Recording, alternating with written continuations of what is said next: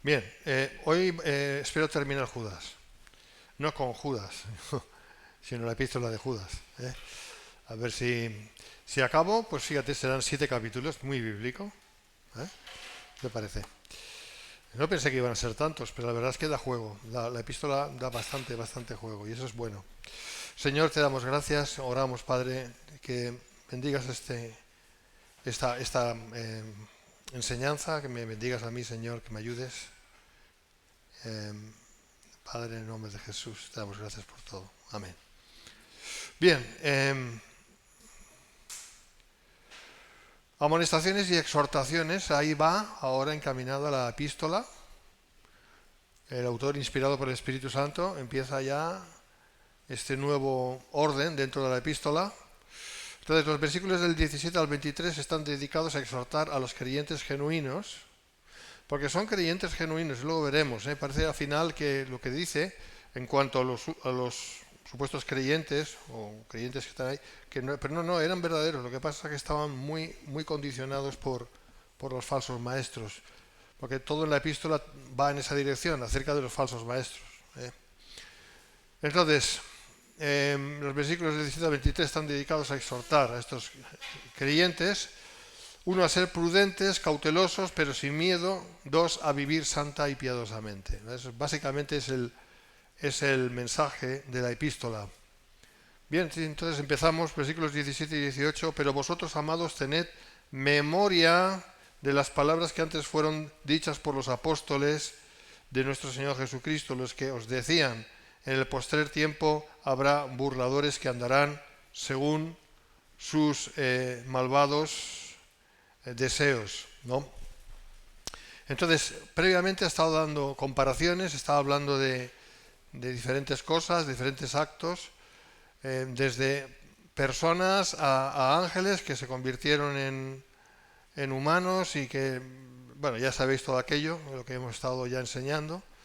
Y ha estado usando un par de libros que son no canónicos, pero que evidentemente la parte mencionada ahí sí es palabra de Dios, porque está referendada por la misma epístola que está inspirada. El libro de Enoc y el libro de la Asunción de Moisés, libros muy conocidos en aquella época por los judíos y también por los cristianos que eran de origen judío. Entonces, por eso Judas echa mano de esos libros y va a la parte que el inspirado por Dios sabe, o sencillamente escribe acerca de verdades que no están necesariamente en la palabra de Dios, en la Biblia, pero que sí eran verdad también. O sea, no todo está en la Biblia, a ver si me entendéis, no todo. Necesitamos entonces una Biblia enorme, pero todo lo que hay en la Biblia es palabra de Dios, ¿me entendéis? ¿Vale? Esto ya lo vimos y lo queréis ver, ahí están los vídeos, no tengo mucho que añadir aquí ahora. Entonces los apóstoles habían advertido a la generación venidera en cuanto a los apóstatas. Ya a principio de la iglesia ya era así, para que estuvieran preparados y no tomados por sorpresa. Aquí tenéis algunas escrituras, algunas citas, luego lo veis en casa tranquilamente. Sabéis que el vídeo lo tenemos en modo oculto, pero hay acceso igual. Si tenéis alguna pega o un problema, por favor consultad con Marcos. Madre mía, ¿cómo estoy yo? Esto ya es la edad. Consultáis con Marcos, que está aquí, por eso sé que ese es Marcos. Sí, sí. Y entonces él os dirá, pues mira, esto, lo otro, haced esto, haced lo otro. Yo no tengo ni idea. ¿Vale? Yo voy directamente a la página y ya está, pero de YouTube. Pero si queréis algún problema, él os podrá asesorar sin ningún problema. Además, gratis lo va a hacer, ¿verdad que sí, Marcos? Es buen chaval.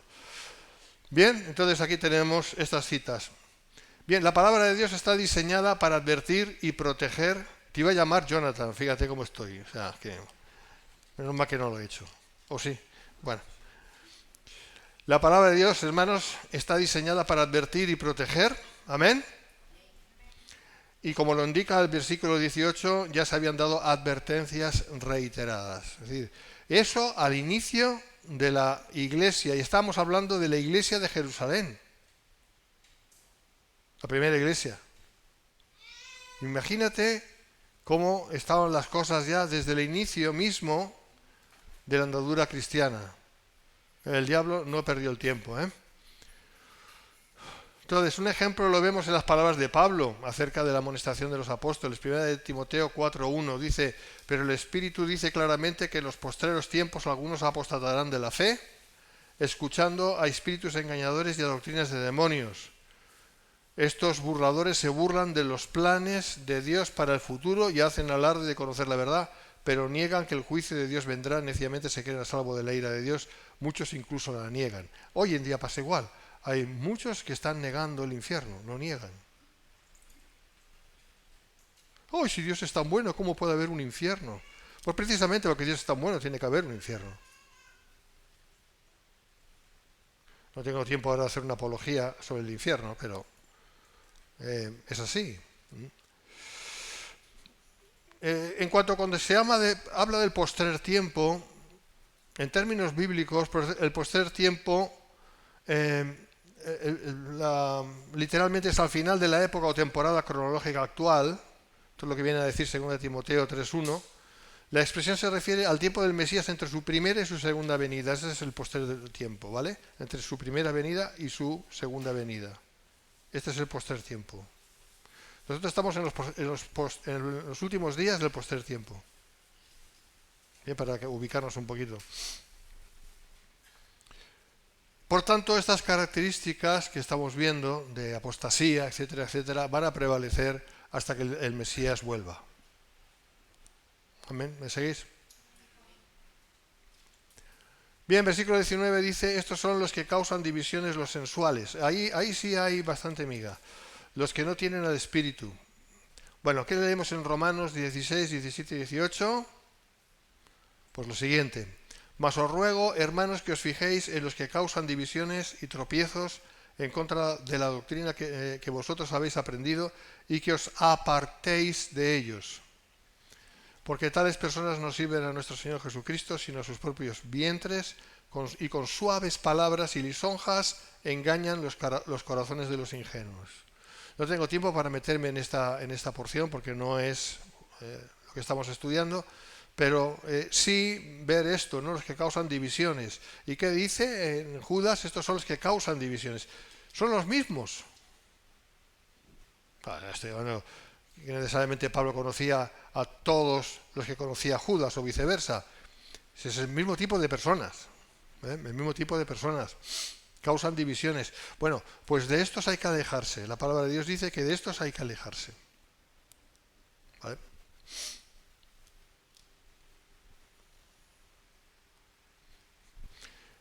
Entonces, el apóstol Pablo pues enseñaba lo mismo. El apóstol Pedro también. Entonces, de todos aquellos que enseñan doctrina diferente nos debemos alejar. De todos aquellos que están enseñando cosas que contradicen la verdad bíblica, la verdad salvífica. Algunos pueden decir, pues, yo qué sé, ¿qué se me puede ocurrir ahora? Pues yo no creo en el arrebatamiento. Eso no significa que no sea salvo la persona porque no crea en el arrebatamiento. ¿Me explico? No es una doctrina esencial para salvación. Hay muchas doctrinas que no son esenciales para salvación. Pero eso, cuidadito, eso no es excusa para no buscar la verdad, y quedarse ahí en lo primero que uno ha aprendido porque se lo han enseñado así. ¿Me entiendes? Eso tiene su gravedad también, la que tenga, pero la tiene. Pero bueno, aquí no estamos hablando de eso. Aquí estamos hablando de herejías como negar la deidad de Cristo. ¿Vale? Entonces ahí ya tenemos un problema bien gordo. Quien niega la deidad de Cristo, evidentemente no puede ser cristiano. Etcétera, etcétera, ¿no? Bueno, pues estas personas, Judas y Pablo hablan lo mismo, son personas que causan divisiones al tiempo, que por ser sensuales, ahora veremos lo que significa ser sensual, no tiene que ver necesariamente con la cuestión de sexo, de apariencia, de, no sé, de coqueteo, yo no sé, no, aunque también puede ser, pero no es eso. Sensual es en el sentido que ahora veremos, que es la palabra psikikoi en griego, ahora veremos lo que significa. Por ser sensuales se sirven a sí mismos, esta es la cosa, lisonjeando a los ingenuos. Mira, hermano, te voy a decir una cosa, no puedes ser ingenuo, ¿vale? No te está permitido ser ingenuo. No nos está permitido ser ingenuos. Inocentes, sí. Ingenuos, No. Porque si somos tontos, tontorrones, ingenuos, que nos lo creemos todo, uy, es que lo ha dicho tan bien. ¿Cómo que lo ha dicho tan bien? Hay gente que tiene mucha capacidad de comunicar, pero eso no significa que lo que esté diciendo esté bien, etcétera, etcétera. Y gente muy lisonjera. ¡Ay, qué bien estás! ¿Cómo te veo?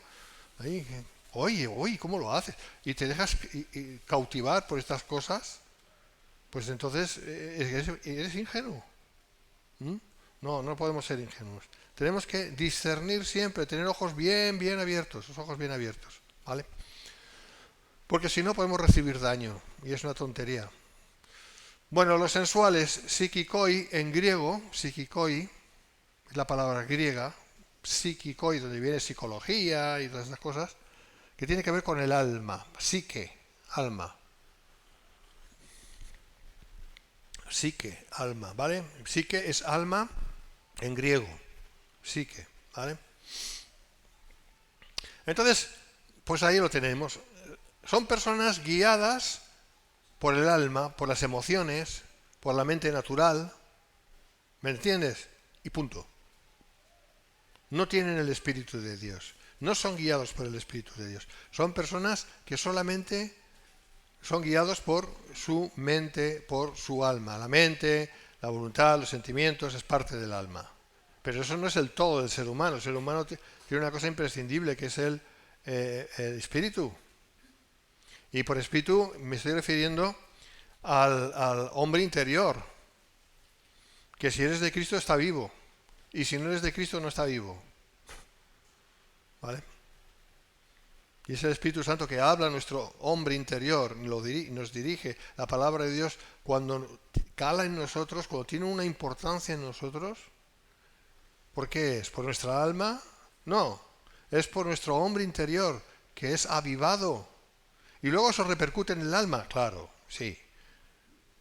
Claro que sí, pero lo principal es el hombre interior. Si está vivo en Cristo, ahí recibe del Señor, ahí recibimos la verdad de Cristo. Y por eso vamos entendiendo las cosas de Dios. ¿Por qué? Pues digo, vamos entendiendo, es un proceso de vida. Vamos entendiéndolas. ¿Por qué? Porque nuestro hombre interior está vivo, porque Dios lo avivó, le dio vida. De ahí lo de nacer de nuevo. Bueno, estos no tenían eso, ¿vale? Estos falsos maestros no tenían eso. Oye, y podían conocer perfectamente la palabra, ¿eh? Y podían expresarla y podían de todo. Pero eso no significa necesariamente que todos los que enseñan la palabra son nacidos de Dios. No te voy a decir yo quién sí, quién no, porque no es asunto mío. Pero que eso ocurre, por supuesto. Por eso hay que saber discernir muy bien. Oh, es que tiene un gran ministerio de una iglesia de miles. Para que la tenga de millones, da igual. Si el diablo está muy interesado en que haya iglesias grandes. Falsas. Donde hay un liderazgo malo, perverso, pervertido, depravado, degenerado, cuanto más mejor. Y si sabe disimularlo muy bien, mejor. Cuanto más disimulo haya, mejor. Mira el caso de que estaba hablando yo el domingo pasado de Hillsong. Ya se sabe la verdad, lo que había ahí. Hillsong. Una iglesia de cientos de miles o de decenas de miles, no sé. Y es un desastre. Y se ha visto ahí lo que hay por parte de, no voy a decir todos los líderes, pero el principal sí, y algunos otros también. Y eso es una verdad refrendada, o sea, no es ninguna conspiranoia o, como dicen hoy en día, que se ha puesto de moda eso, o no es ninguna habladuría, es verdad. Y este hombre está procesado, ¿eh? Entonces, en fin, y muchas cosas muchas muy vergonzosas que no tengo ganas de hablar aquí. Entonces, no, el volumen no determina nada. El volumen no determina nada, en absoluto. Lo que determina es si la gente está viva en Cristo o no está viva en Cristo. Eso es lo determinante. Lo demás, que el ministerio sea más grande o sea más pequeño, no importa eso. A efectos de lo que estamos hablando. No demuestra nada. Pero si tú tienes la seguridad de que Cristo está en tu vida y tú vas entendiendo las verdades de Dios y tú te gozas de las verdades de Dios, tú estás vivo. Y eso es lo importante.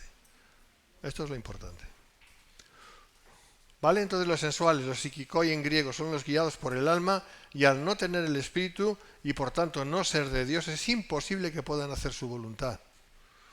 Incluso lo que vayan a hacer, cualquier cosa que hagan, que esté mal, pero ellos te van a decir que está bien y a lo mejor te lo van a decir convencidos. Porque tienen la mente entenebrecida. Y eso hemos visto muchos casos, a lo largo de la vida cristiana, de gente defendiendo su posición y dices, madre mía, pero ¿qué está diciendo? ¿O se han llevado dinero de la iglesia, por ejemplo? No, y lo justifican. Entonces dices, pero bueno, el mundo al revés, ¿esto qué es? ¿Cómo puedes justificar eso? No, porque tal, porque el Señor me ha hablado, siempre es el Señor me ha dicho, me ha guiado, no sé qué, siempre es el Señor por delante. O cualquier otra cosa. Vamos a estudiar más esto. El vocablo psiquikoi, sensuales, o traduce la Reina Valera por sensuales, no significa meramente carnales. Porque, hermanos, os voy a decir algo que seguramente no os va a sorprender. Todos, en mayor o menor medida, tenemos cierta carnalidad. Porque tenemos carne, ¿no? No estoy diciendo que eso sea bueno, eso es malo, pero es la realidad. ¿Vale? Pues en un momento dado uno peca, pecados típicos de un buen cristiano. Pues, por ejemplo, enfadarse, herirse, enfadarse y reaccionar mal, abruptamente, cuando tampoco había para tanto, pero tú con que tienes una herida ahí porque tienes un rechazo o por lo que sea, cosas que no están arregladas, cosas del alma, del pasado, cosas que hay que solucionar, pues a un momento dado alguien te dice algo y cuando, no sé, cualquier cosa y tú reaccionas mal, aunque sea por fuera o por dentro, pero ahí está, ¿vale? Bueno, eso es carnalidad, ¿vale? ¿Sí o no? Claro. Hombre, es que es normal, somos humanos, ya lo sé, sí, nadie dice lo contrario, pero eso está mal. Gracias a Dios eso cuando estemos delante de su presencia será echado fuera. Hay tipos de carnalidad, déjame explayarme un poquito en esto, que no tienen por qué ser, se pueden luchar y se debe luchar contra ella. Por ejemplo, todo lo que tiene que ver con cuestión sexual, fuera del orden de Dios. ¿Vale? Porque Dios creó el sexo para el matrimonio, como todo el mundo sabe, ¿no? Pero cuando eso se usa fuera del orden de Dios, no hay excusa para decir, es que yo con que soy carnal, no, tú con que eres carnal lo que tienes que hacer es arrepentirte y no pecar. ¿Me entiendes? ¿Vale? Digo eso porque es muy reiterativo. ¿Vale? Entonces, no nos podemos permitir el lujo, ¿vale? No hay lujo posible. Eso está muy mal, eso es un pecado horrible a los ojos de Dios. Y como esto, pues cualquier otra cosa. Hermanos, la gran noticia es que frente a la carnalidad que tenemos una cosa importantísima, que es la gracia de Dios. Y por eso se puede decir todo lo puedo en Cristo que me fortalece. O sea, podemos vencer eso. Que hay que negarse a eso y negar ese deseo cuando es un deseo incorrecto. Claro, pero eso es contra natura, dirán algunos. Esto es contra la naturaleza. Hombre, es contra la naturaleza mala. Claro, no es contra la naturaleza buena, que es otra cosa. Esto es contra naturaleza caída, pecaminosa. Y claro que hay que esforzarse y negarse. Claro. Ay, pero eso no es natural. No es natural conforme al pecado, no es natural. Pero conforme a Cristo es victoria. Es espiritual. No sé si me sé explicar. Hay cosas en que un cristiano se tiene que negar. Tiene que estar negándose constantemente. Lo que ve, en lo que pasa tiempo, cosas que pueden afectarle y en un momento dado eso sea una tentación demasiado grande para sobrellevar, aunque todas las tentaciones nos liberará Dios si somos fieles, ¿no? Es decir, tenemos que cuidarnos mucho, ¿vale? Hay miles de ejemplos que podríamos dar en cuanto a carnalidad, miles de ejemplos. Pero volviendo a la cuestión, de nuevo, un psiquicoi no es que sea carnal, que sí lo es, claro, pero no está hablando de eso, está hablando de lo que estamos diciendo, ¿vale? Porque la carnalidad se encuentra, como tengo aquí escrito, en mayor o menor grado en los cristianos, ¿vale? Pero el ser psiquicoi es algo que no tiene que ver con esto necesariamente, aunque todo psiquicoi será carnal, de todos modos. Pero si estamos hablando de cristianos verdaderos, han sido regenerados, mientras que los que son guiados por el alma exclusivamente no han sido regenerados. ¿Vale? Entonces, su carnalidad es que está ahí, o sea, no la pueden rechazar, o sea, no van a tener victoria nunca sobre la carne, porque no son de Dios. ¿Me entiendes? O dicho de otro modo, los únicos que pueden tener victoria sobre el pecado son aquellos que han nacido de Dios. Y los que no han nacido de Dios, no pueden tener victoria sobre el pecado, es imposible.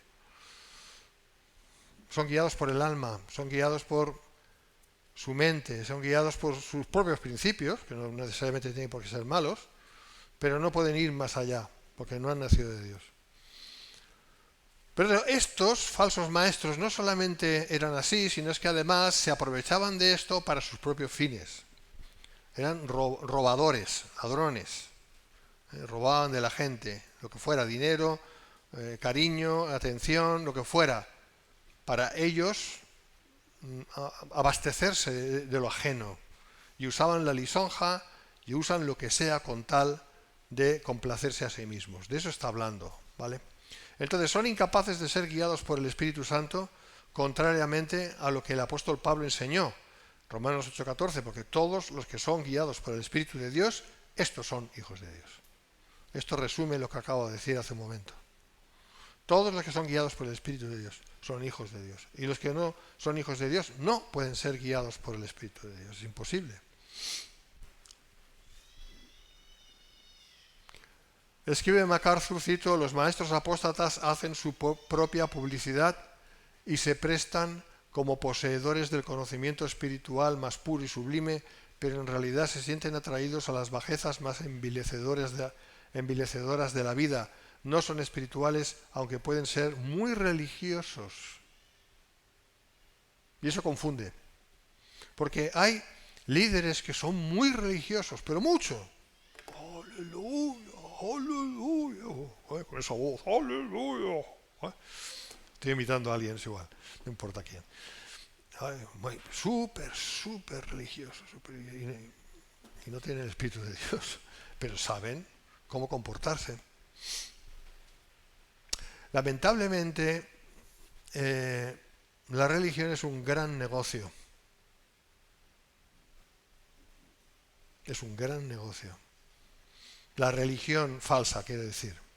El usar la religión para los fines personalistas, egoístas de uno, eso es un gran negocio.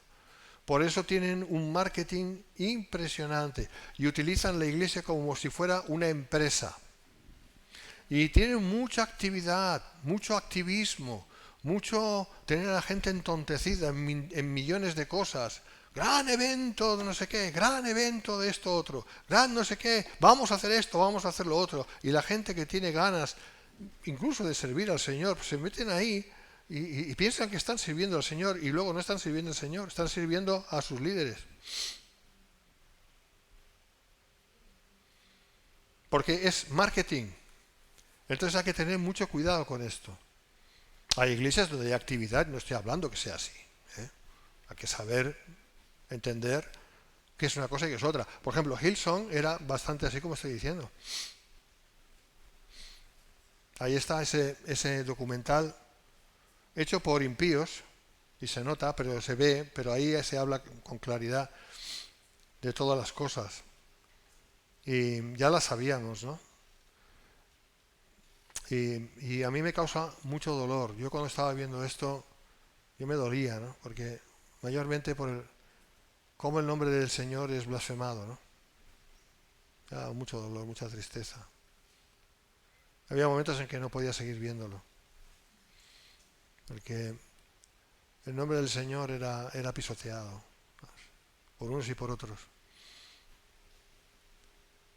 Yo os voy a decir una cosa, hermanos, con toda la sinceridad del alma. Creo que somos muy privilegiados de estar en una iglesia donde hay amor, donde se predica la palabra, donde nadie es perfecto, pero Dios es perfecto en la iglesia. Os digo la verdad, yo lo veo así. Y no porque yo sea el susodicho pastor, como le llaman, o como queráis llamarme, me da igual. No busco títulos yo. Pero estoy agradecido al Señor. Hay tantos, ¿por qué no decirlo? Verdaderos hermanos que están en malas iglesias y no se dan cuenta, porque están bajo la cautividad de esos falsos maestros. Y siguen ahí, siguen y siguen y siguen y siguen. Y les puedes hablar la verdad, les puedes hablar la sana doctrina y te la van a rechazar y te van a decir que no, porque ellos ya tienen su lugar. Y yo no sé cómo el Señor va a juzgar a estos hermanos, no sé. Pero qué pena que tengan que estar en lugares equivocados, ¿no? Sus motivos tendrán, yo ahí no voy a meterme. Bueno, sigo leyendo MacArthur. No son espirituales, aunque puedan ser muy religiosos, son terrenales, no espirituales. No tener al espíritu equivale a no tener vida espiritual en absoluto, o en otras palabras, a ser un incrédulo. Versículos 20 al 23. Pero vosotros, amados, edificándoos siempre sobre vuestra santísima fe, orando en el Espíritu Santo, conservaos en el amor de Dios, esperando la misericordia de nuestro Señor Jesucristo para vida eterna. A algunos que dudan, convencedlos. 1. 2. A otros salvad arrebatándolos del fuego.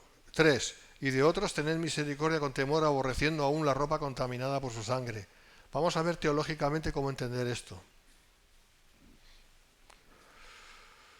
Bueno, en cuanto al versículo 20, en cambio, los creyentes verdaderos tienen en Jesucristo un fundamento seguro y firme, así como una piedra principal del ángulo. Las verdades de la fe cristiana han sido suministradas en la enseñanza de los apóstoles y profetas, de tal manera que los cristianos puedan edificarse por medio de la palabra de Dios. Ahí tenéis las citas, puedes estudiar.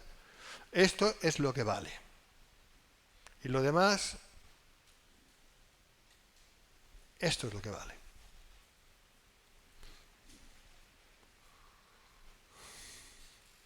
Solo los cristianos verdaderos pueden orar en el Espíritu Santo porque tienen el Espíritu Santo. Dice MacArthur, leo, este no es un llamamiento a algún tipo de éxtasis en la oración, sino una simple invitación a orar con constancia y reverencia en la voluntad y el poder del Espíritu, así como se ora en el nombre de Jesucristo, conforme Romanos 8, 26, 27.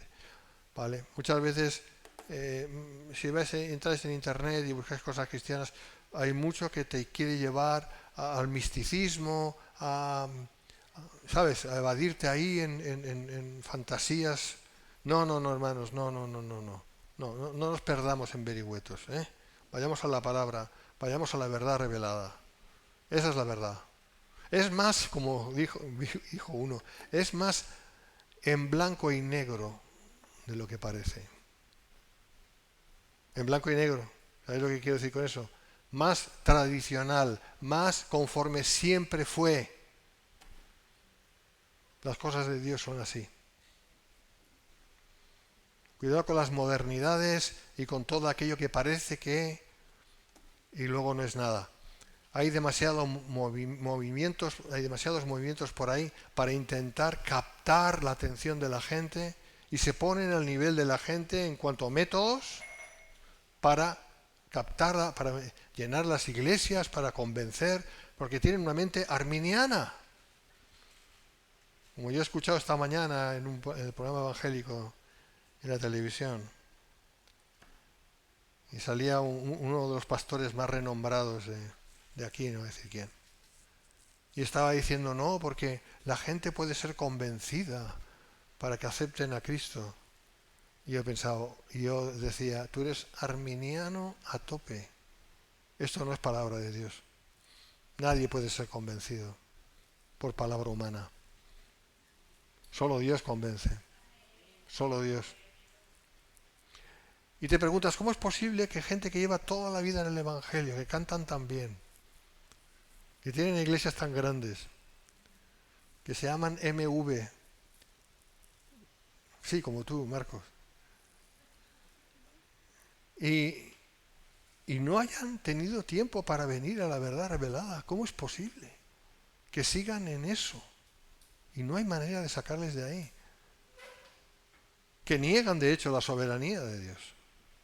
Porque si todo lo ponemos en las manos de las personas, de que las personas tienen el libre albedrío, como dicen, para decidir si aceptar a Cristo o no, si eso lo ha puesto Dios en las personas, entonces las personas no somos tan malas, ¿verdad? Pero la Biblia dice que no hay bueno, no hay justo ni aún uno. Y que todos estamos muertos en nuestros delitos y pecados. ¿Cómo una persona muerta en sus delitos y pecados puede aceptar a Cristo si Cristo primero no lo ha aceptado?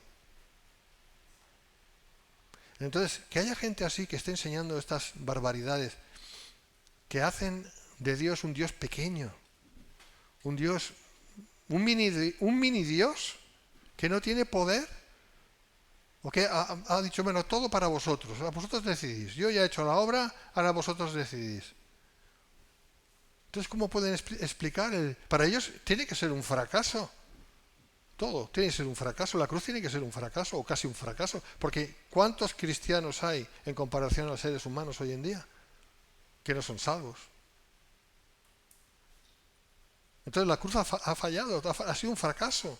Si te pones en la mente arminiana, todo es un fracaso. No lo reconocen, pero es así. Pero si crees la verdad, y la verdad es que Dios decide a quién salvar y a quién no salvar y dejarlo en su justa condenación, la cosa cambia. Porque esa es la verdad. Esa es la verdad. Que solo Dios salva. Que solo Cristo salva. Que el hombre no se puede salvar a sí mismo. Ni el más bien intencionado de los humanos puede salvarse por sí mismo. O puede creer por sí mismo, que es lo mismo. Por eso Cristo no es aceptable. No se puede aceptar a Cristo. Nadie puede aceptar a Cristo. Nadie puede tomar la decisión de aceptar a Cristo. Eso es mentira. Ahora, si es al revés, que es Dios quien toca a la persona y la hace creer por su gracia irresistible, que es así como es, ya es otro cantar. Es Dios quien lo hace. Y entonces te otorga la fe, que es un don de Dios. Y por eso dice la Biblia, por gracia sois salvos por medio de la fe. Y esto no de vosotros, pues es don de Dios. Porque no han leído esta palabra, porque no la creen. Porque es mucho más fácil hablar de un Dios pequeñito y hacer al hombre un poquito más grande, y eso es más fácil para atraer a gente. Pero tú estás atrayendo a gente a las iglesias que no han sido salvos, no han sido regenerados. Son gente religiosa. No digo todos, digo los que se incluyen dentro de esa ecuación. Pero tú cuando hablas de un Dios todopoderoso, soberano, que hace lo que quiere, que quiere tener misericordia con quien quiere tener misericordia y quien no la tiene, eso es un mensaje que no gusta oír, porque sencillamente le quita toda posibilidad al ser humano de hacer algo delante de Dios. Pero esa es la verdad. Esa es la verdad. Así que si tú has venido a Cristo, tú eres una persona muy amada por Dios. Y desde luego esto es impagable, impagable. Le damos gracias a Dios por eso. Por eso las iglesias más grandes son arminianas, porque el mensaje es más suave, pero no es verdad. De corte arminiano, quiero decir. Bueno, seguimos. Versículo 21. Conservaos en el amor de Dios, esperando la misericordia de nuestro Señor Jesucristo para vida eterna. Conservaos en el amor de Dios. Este imperativo establece responsabilidad del creyente para ser obediente y fiel al vivir su salvación práctica, en tanto que Dios lleva a cabo su voluntad. Filipenses 2:13. Lógicamente tenemos una responsabilidad. Nadie niega eso. ¿Vale? Por eso hay entradas en el reino de los cielos más anchas o más estrechas. Y algunos casi como por fuego. ¿Me entiendes, no? Claro, pero todos los que han sido llamados para salvación y por tanto han sido salvos entrarán en el cielo, de una manera u otra. Pero a nosotros nos toca conservarnos en el amor de Dios, fortalecernos en el amor de Dios, crecer en el amor, hacer nuestra parte, pero nadie niega eso. Significa permanecer en el lugar de obediencia, eso es conservaos, donde el amor de Dios es derramado sobre sus hijos, a diferencia de ser desobediente e incurrir así su escarmiento, ¿no? Porque por eso Dios disciplina a aquel que desobedece. Esto se refiere a la perseverancia de los santos, que mantiene un equilibrio perfecto con la preservación soberana de los creyentes en Cristo por parte del Padre Celestial. Esto se logra mediante, 1, la edificación individual del creyente en la palabra de Dios. Esta es nuestra responsabilidad. 2, la vida de oración en el Espíritu Santo, también. 3, la anticipación del cumplimiento pleno de la vida eterna. Y la esperanza del cumplimiento de la salvación. Es decir, vivir de cara a la manifestación de esa salvación. No vivir de cara a lo que este mundo conlleva, a las cosas cotidianas, al espíritu de Marta, ¿me entiendes? Y nada más, y estar así. No, Dios no quiere eso. Dios quiere que nuestra mirada esté puesta en lo que va a venir, en la vida eterna, que es la verdadera vida, viviendo esta vida conforme a ese parámetro. Vamos terminando. El trato hacia los hermanos que están bajo la influencia de los falsos maestros. De ahí trata esos 3 versículos. Esos 2 versículos, 22-23. Dice, a algunos que dudan, convencerlos, a otros salvad arrebatándolos del fuego, y de otros tened misericordia con temor, aborreciendo aún la ropa contaminada por su sangre. Vamos a ir viendo esto. Existen algunas variantes textuales que podrían resultar en 2 o 3 grupos a los que se aplica el término algunos. Estas son: 1. Personas sinceras que dudan y que merecen compasión. Esto es lo que dice el versículo 22, ¿vale? Está hablando de eso. 2. Los que están en una incredulidad más profunda y necesitan con urgencia ser sacados del fuego. Versículo 23. 3. Los que son declarados discípulos de la apostasía, pero requieren misericordia, aunque deben ser tratados con mucho temor, no sea que el supuesto rescatador termine manchado en su vida espiritual. Hay gente muy engañada, gente de Dios, muy engañada, eso es lo que está diciendo. Y hay que intentar llevarlos a la luz, hacer nuestra parte. Por eso está el ministerio de la exhortación, ¿verdad? La enseñanza, la exhortación, pero siempre cuidándonos mucho. Bueno, vamos a ir viéndolos por parte. Acordaos que la epístola está hablando de los falsos maestros y está hablando del mal que están haciendo. Estas son las consecuencias en algunos verdaderos creyentes. Unos peor que otros, ¿eh? Bueno, en vista de la evidencia de los manuscritos, así como el estilo literario de Judas, quien acostumbra a utilizar tríadas, estos 3 grupos constituyen el escenario más probable. No 2 o 3, sino 3, ¿vale? 3, estos 3. Veamos. Primer grupo, versículo 22. Algunos que dudan, convencelos, o tened compasión. Esta es la traducción mejor.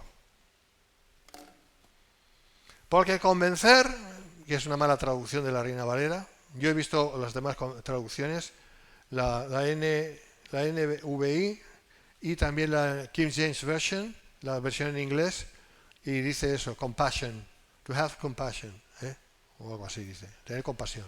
¿Es así? Compassion, ¿no? ¿Vale? Es que no lo estoy diciendo de memoria ahora, pero sí lo he evitado, ¿vale? Entonces, eso sí tiene sentido, ¿vale? Así que apunta, si quieres, en tu Biblia y pon tener compasión. Algunos que dudan, tener compasión de los que dudan. No convencerlos, porque ¿cómo vas a convencer tú a alguien? Yo no puedo convencer, ni siquiera me puedo convencer a mí mismo. Muchas veces puedo convencer a los demás, ¿vale? Menos de las cosas de Dios, es imposible. Entonces esta es la mejor traducción. Una mejor traducción es esta, por tanto: mostrad compasión con los que andan perplejos, es decir, desubicados. Estos son los débiles, quizás neófitos, que andan perplejos, es decir, que vacilan, que no saben muy bien dónde están. Estas víctimas de los maestros apóstatas necesitan misericordia y paciencia porque todavía no han llegado a una conclusión firme en cuanto a Cristo y la vida eterna. Así que todavía dudan, pero pueden ser convencidos por Dios con la ayuda del ministerio de enseñanza y paciencia para arraigarse en la verdad. ¿Vale? Tenemos que tener compasión de aquellos que, sí, yo soy cristiano, pero es que no sé, no entiendo. Es que claro, es que fíjate, es que ahí está Puigdemont, ¿no? O ahí está Sánchez, y fíjate qué malo es, y no sé qué. Entonces, claro, y Nerón, fíjate, ¿no? Entonces el daño que hizo los cristianos. Entonces, yo no entiendo, pues Dios permite, típico. Porque, por esto, por lo otro, no de más allá. Bueno, pues esto hay que intentar llevarles, con la palabra de Dios, llevarles a la verdad y convencerles. Siempre que ellos, convencerles. Enseñarles, quiero decir. Tener misericordia de ellos, ¿vale? Hoy, si los podemos convencer, o mejor dicho, que Dios les convenza, pues es lo que queremos, que Dios les convenza, ¿no? ¿Ok? A estos hay que instruirles con paciencia a fin de que conozcan las verdades fundamentales de la fe cristiana. Bueno, segundo grupo. A otros salvad arrebatándolos del fuego. Estos están ya... Este segundo grupo lo forman hermanos que ya han caído en la seducción de los maestros apóstatas, los sensuales, los psiquicoi, pero no hay que perder la esperanza respecto a sus hermanos, sino que hay que emplear todos los medios a nuestro alcance sin regatear esfuerzos para arrancarlos del fuego. De ahí el esfuerzo de la atalaya de la defensa de la fe, todo lo que esté en nuestra mano. En cuanto al fuego de que está hablando, pues es 1 Corintios 3:15. Si la obra de alguno se quemare, él sufrirá pérdida, si bien él mismo será salvo, así como por fuego. Ese es el contexto. ¿Vale? No está hablando de perdición. Nosotros no creemos que una persona que ha sido salva pueda ir al infierno. Es imposible. Dios no hace las cosas mal. ¿Vale? Pero también es verdad que Dios tiene buenos hijos y malos hijos. Pero son hijos. Tercer grupo. Estos ya son, ya casi, ya están ya... Y de otros, tened misericordia con temor, aborreciendo aún la ropa contaminada por su carne. Este tercer grupo está formado por creyentes, profesantes, que no están dispuestos a escuchar consejos ni recriminaciones. Puede ser que sean rebeldillos, ¿sabes? No, a mí no me cuentes historias, a mí no me cuentes, hay gente así. Yo era uno de ellos, o sea que... por el contrario, han caído bajo la seducción de los herejes y no desean abandonar su enseñanza. De alguna manera están ahí embebidos en lo que estos falsos maestros están diciendo. Están en esa situación, en ese momento. ¿Vale? ¿Qué hay que hacer? Este tercer grupo también necesita compasión y misericordia, mucha paciencia. Aunque ya se han dejado contaminar del todo por la enseñanza apóstata, estas personas necesitan recibir el Evangelio verdadero, pero con gran temor, para tener cuidado y evitar que la persona que intenta ayudarles en su liberación también termine contaminada. ¿Vale? O sea, no es peccata minuta. Hay que saber hacerlo muy bien y estar muy firmes en Dios, porque estas personas pueden tener muchos argumentos aprendidos de sus falsos maestros, muchos argumentos para rebatir todo. Y si uno no está firme en el Señor y conoce bien la palabra, puede llegar a ser mal parado. ¿Vale? Entonces ahí es donde hay que tener cuidado. La imagen de ropa contaminada ilustra la vida libertina y disipada del apóstata, que con mucha facilidad puede transmitir su contagio al evangelista bien intencionado. Todavía ha de tenerse misericordia de ellos, pero con temor de la contaminación. Así como las ropas limpias son símbolo de pureza, de conducta digna, Apocalipsis 19:8, así también las ropas sucias son símbolo de impureza, de conducta indigna. Y vamos a la doxología, hermanos, la tengo que hacer, es muy bonita la doxología. Si tenéis ganas de dormir, tranquilos, que tenéis una noche por delante. Espero que sí, y si no, arriba. Así que, doxología. Y a aquel que es poderoso para guardaros sin caída y presentaros sin mancha delante de su gloria, con gran alegría, al único y sabio Dios, nuestro Salvador, sea gloria y majestad, imperio y potencia, ahora por todos los siglos. Amén. Esta es una de las más bonitas doxologías del Nuevo Testamento. Una de las más bonitas. Judas regresó al tema de la salvación que había planificado desarrollar al principio. Si os dais cuenta es así. Y reafirmó el ánimo de los creyentes al hacerles saber que Cristo los protegería de la apostasía presente. Esta es la garantía que tenemos. Nadie nos podrá separar del amor de Dios que es en Cristo Jesús. Amén. El poder de Cristo sustentará al creyente sincero para que no caiga definitivamente en la terrible tentación de la apostasía. Los cristianos poseen la justicia imputada de Cristo mediante la justificación por la fe y han sido hechos dignos de vida eterna en el cielo. Por lo tanto, hermanos, reiteramos, la salvación es imposible perderla.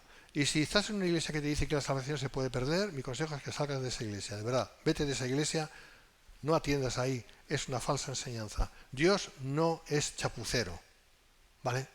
Lo que hace Dios lo hace perfectamente. Y cuando Dios salva a uno, es que ya lo ha salvado desde antes de la fundación del mundo, ¿vale? O sea, no es que a Dios le puede pillar por sorpresa nada. Aquí defendemos la soberanía de Dios. Dios es Dios, no, nosotros no somos Dios. Dios sí es Dios. Vale.